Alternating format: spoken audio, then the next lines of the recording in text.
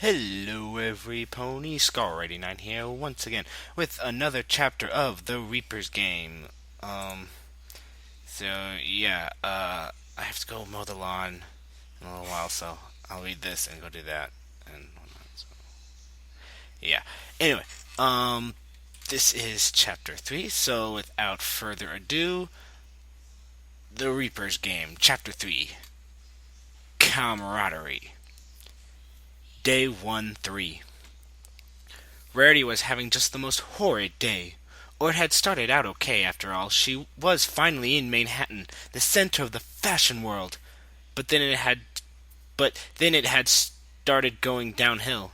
First she had no idea how she had got there, having just woken up, lying on the pavement. Then her mane just refused to be styled properly, looking like an absolute pigsty.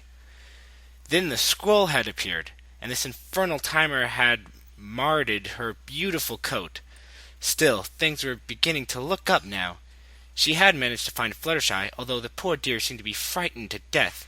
She hadn't said a word since they had met up, or if she had, Rarity hadn't heard her.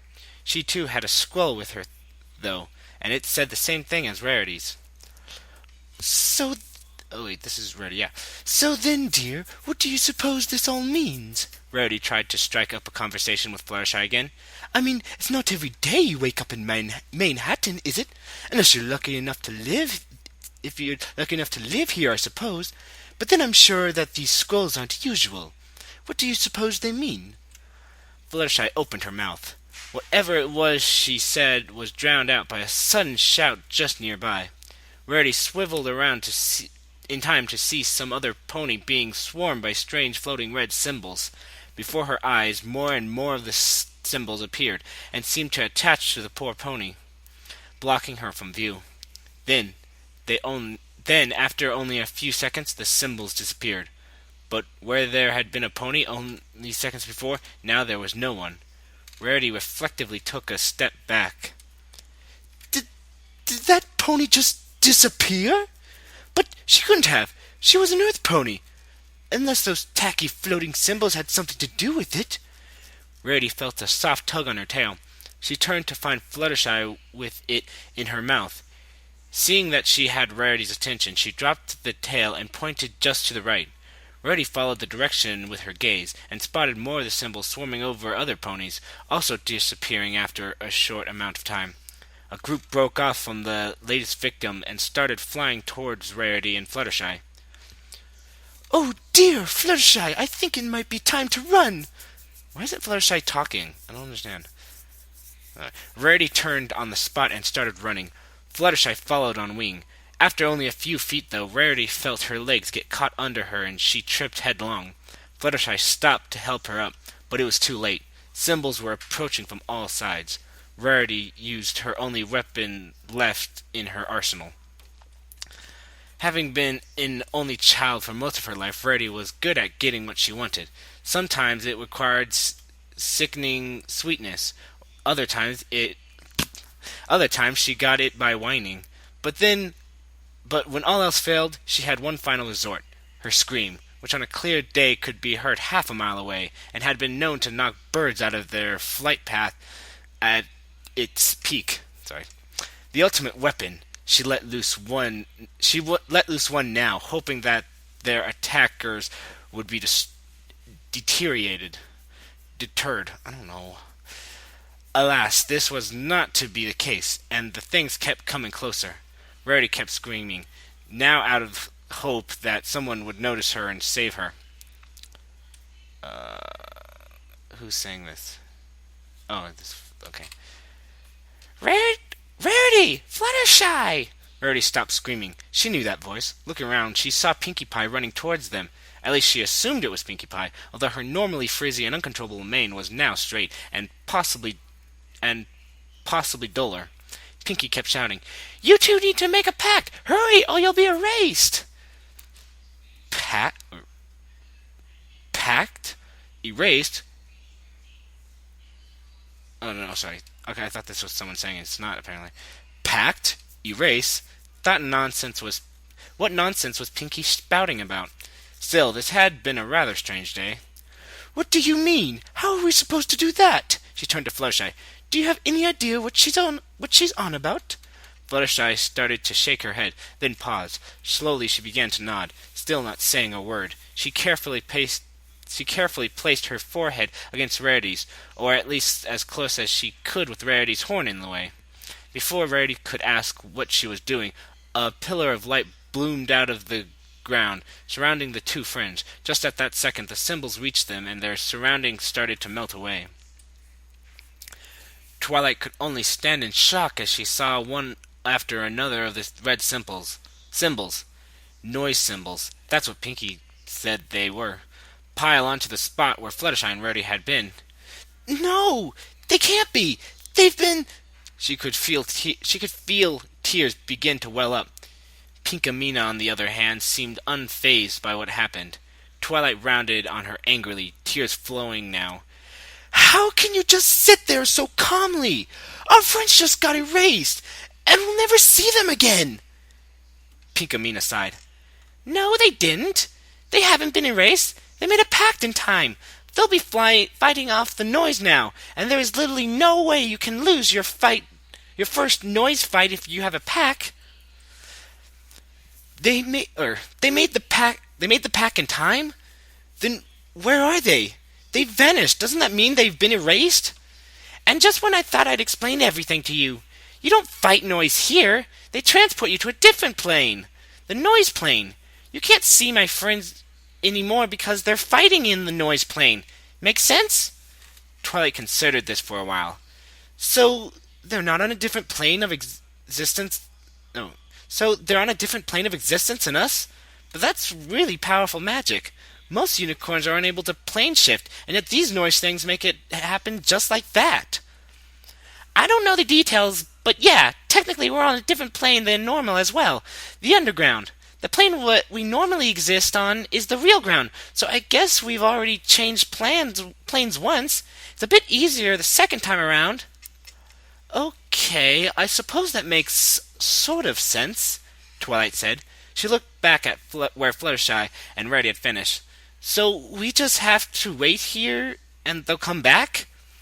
Once they've defeated the noise, yes! Rarity slowly opened her eyes. She wished she'd kept them closed. In front of her were 3 frogs, although they were like no frogs Rarity had ever seen. One of the 3 jumped on her before she had a chance to do anything, and landed on her.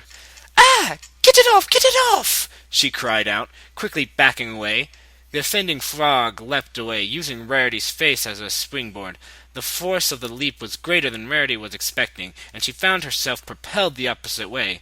She hit something behind her and slumped to the ground, winded but on the whole unhurt. She staggered back to her feet and looked behind her to see what she hit, but there was nothing there. It seemed she had just stopped in the middle of the street, as if there was a wall of glass. She reached a hoof out to test this theory and discovered that she couldn't move it past a certain point. There was no feeling of glass under hoof, just a barrier. Past it, she could see Fluttershy, also confronted by 3 frogs. The frogs! Rarity reeled around just in time to see another frog leaping at her. Oh, no, you don't! Not this time! Rarity reached for her magic. She wasn't sure what she could do. Magic wasn't her strong point, certainly, but she could probably at least halt the frogs in its tracks. She focused on the frog. A second before the it could make contact. That doesn't make any sense, unless they're saying it as in the frog. A second before I think that's supposed to be a second before it could make contact. A pillar of ice, glittering like diamonds, spread up from the ground, impaling the frog. The pillar vanished a second afterward, taking the frog with it. Rarity found herself gasping Rarity found herself gasping. Since when could she do that? I'm sorry I'm messing up a lot. I tend to do that today for some reason. She didn't have time to marvel for long, though. Another frog was leaping toward her. Well, if she could do it once again she focused, and was rewarded with a pillar of ice, spearing the frog. It vanished faster than a pillar of ice had any right to do. not even leaving a puddle of water. Rarity, deciding she had the hang of this, decided to go on the offense. She focused on the last frog, preparing to duplicate the feat, only to find it wasn't working. She tried again, focusing harder, but still nothing. She began to panic. The last frog sensed its chance and leapt at the unicorn. Rarity jumped to the side before the frog attacked, but fumbled her landing and fell on the ground for the second time that day. Yeah, that's so original, because... No, it's not original, because Twilight did the exact same thing in her first noise fight.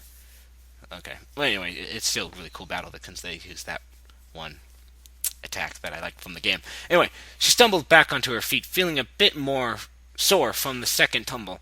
From here, she could see Fluttershy, now also down to one frog. She was hovering just above the ground, dodging all the frog's leaps. Forgetting her own battle for the moment, Rarity watched Fluttershy. Suddenly, she stopped evading and closed her eyes. The frog lunged. Rarity was sure the frog would land a hit.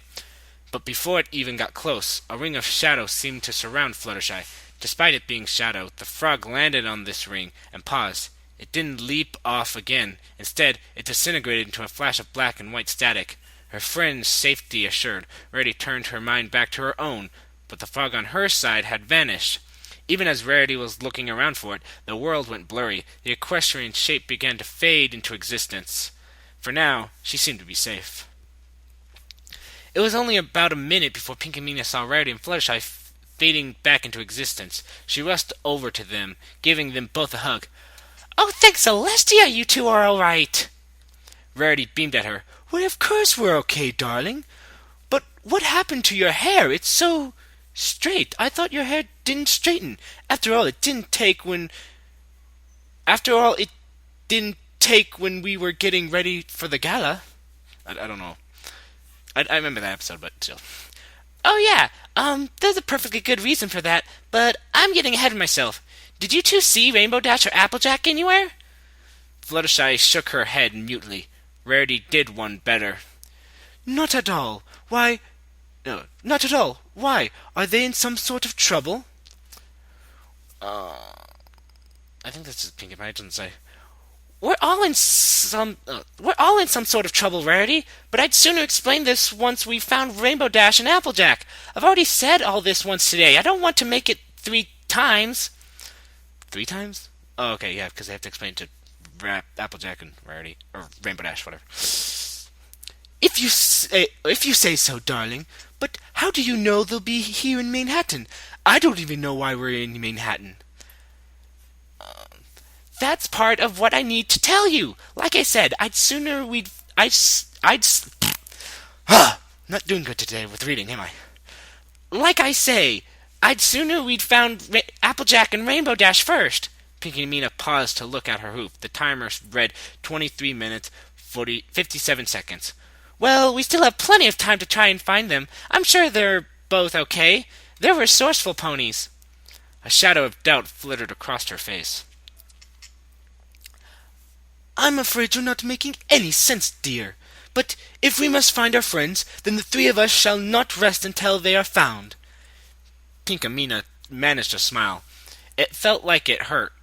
Oh, okay, I get it. Pinkamena managed to smile, and it should say, but it looked like... I don't know. I'm not good with reading. I'm sorry. I'm so sorry. Please don't kill me. No, don't kill me. Don't unsubscribe me. That would be sad.